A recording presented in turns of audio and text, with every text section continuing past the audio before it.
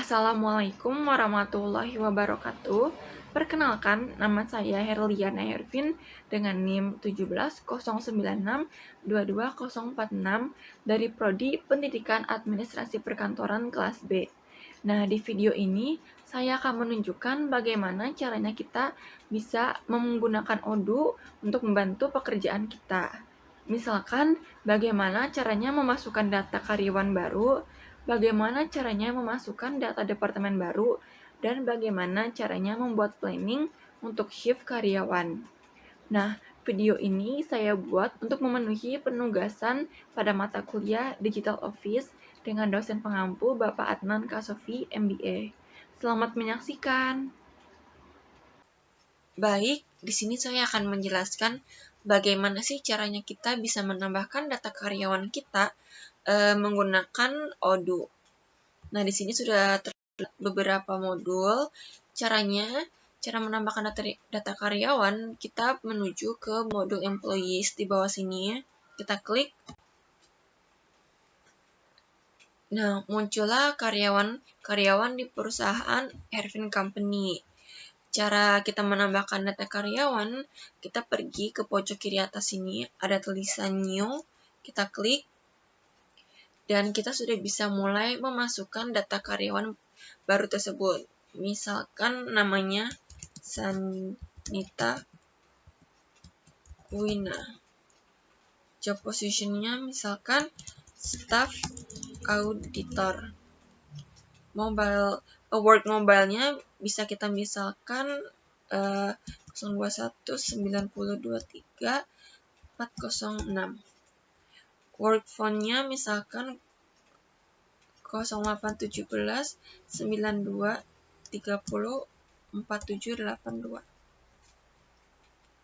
Work email-nya misalkan sanitakuina22@gmail.com. Departemennya karena dia merupakan staff auditor, berarti dia masuk ke departemen finansial atau finance department. Job position-nya bisa kita klik staff auditor. Sudah terlihat manajernya siapa. Work location-nya di sini kita bisa tuliskan alamat dari perusahaan Hervin Company. Di sini sudah tercantum alamatnya. Kita klik. Lalu di sini ada private information. Kita langsung aja menuju ke private information. Di sini berisi terkait data-data pribadi dari karyawan baru tersebut. Kita tulis dulu pertama alamatnya. Misalkan Jalan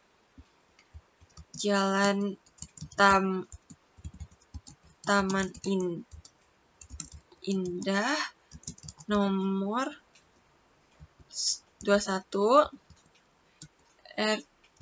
RT 005 RW 007 Kelurahan Jatimakmur, Kecamatan Pondok Besar, Kota Jakarta Pusat. City-nya atau kotanya kita tulis lagi Jakarta Pusat. Country-nya kita tulis dulu Indonesia supaya bisa berhubungan dengan state-nya. State-nya kita tulis Jakarta.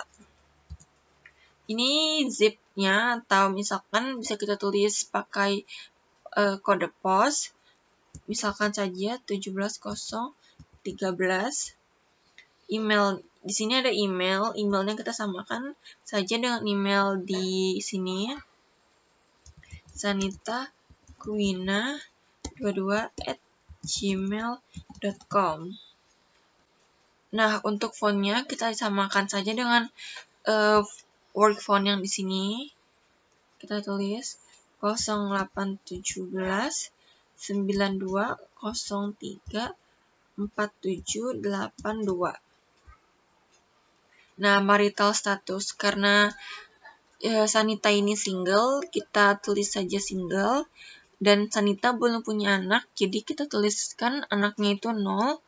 Contact name bisa kita cantumkan keluarga kayak ayah, ibu, saudara, atau om atau tante, pokoknya orang yang bisa dihubungi jika nomor yang tertera tidak bisa dihubungi. Misalkan di sini kita tuliskan Ibu Siti Maryam, Ibu, nomornya misalkan 0857 1709 2245. Language-nya English. Jarak dari rumah ke kantor 5 km. Private car plate di sini karena Sanita belum punya kendaraan pribadi, jadi kita kosongkan. Education, Sanita merupakan sarjana, jadi tulis bachelor. Field of study, accounting. School-nya atau asal sekolah atau asal universitas, kita tulis Universitas Indonesia. Nationality, Indonesia. Identification number, ini misalkan itu contohnya kayak NIK. Bisa kita tuliskan 3171 0429 8475 10 38. Passport number, karena Sanita belum punya paspor, jadi kita kosongkan. Gendernya female. Date of birth, kita ganti dulu tahunnya, yaitu tahun 95, bulan Juli, tanggal 5. Place of birth, Jakarta. Country of birth, atau negara kelahirannya, Indonesia.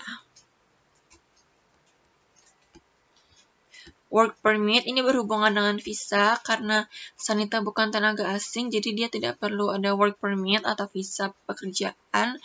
Jadi kita kosongkan. Kita bisa langsung ke HR setting. Di sini untuk kehadiran atau attendance, kita tulis aja 103976. Untuk batch ID-nya, kita tulis 909145.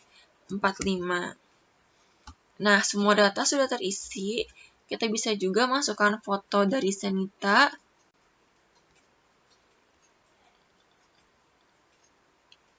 Maka muncul foto Sanita.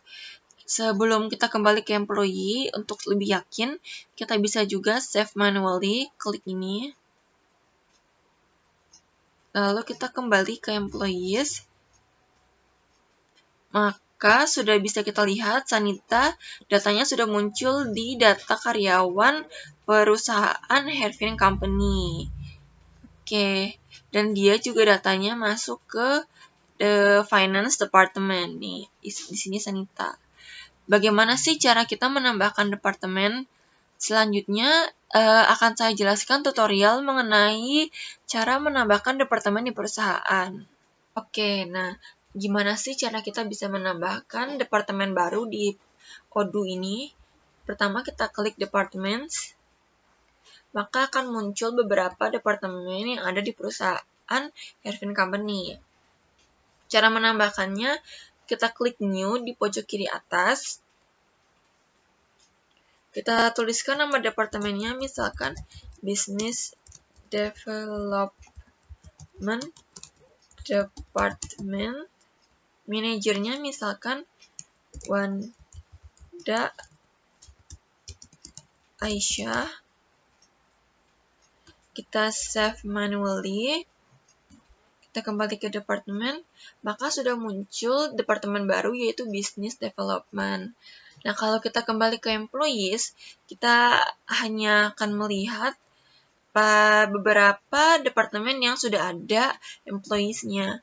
Karena Business Development tadi belum ada employee-nya, jadi Business Development tidak muncul di kategori departemen di sini. Sekian penjelasan terkait bagaimana cara menambahkan departemen. Baik, selanjutnya adalah tutorial bagaimana caranya kita melakukan planning untuk shift karyawan. Nah, di sini sudah ada modul planning. Nanti kita akan melakukan planning dalam modul ini. Nah, planning yang akan saya buat ini terkait planning pekerjaan tambahan untuk beberapa karyawan. Oke, langsung aja kita klik modul planning.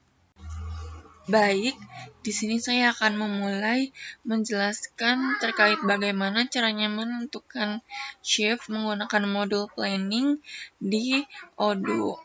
Nah, di sini sudah ada beberapa shift yang sudah saya plan. Nah, cara menambahkannya itu kita lihat di pojok kiri atas, ada new, kita klik. Nah, tampilannya akan berubah seperti ini. Di sini ada research. Research ini kita gunakan untuk menentukan karyawan mana yang ingin kita jadwalkan shift-nya. Nah, di sini saya memilih Sanita. Role-nya misalkan membuat kopi untuk atasan. Nah, tanggalnya saya ingin tentukan di hari Jumat tanggal 13.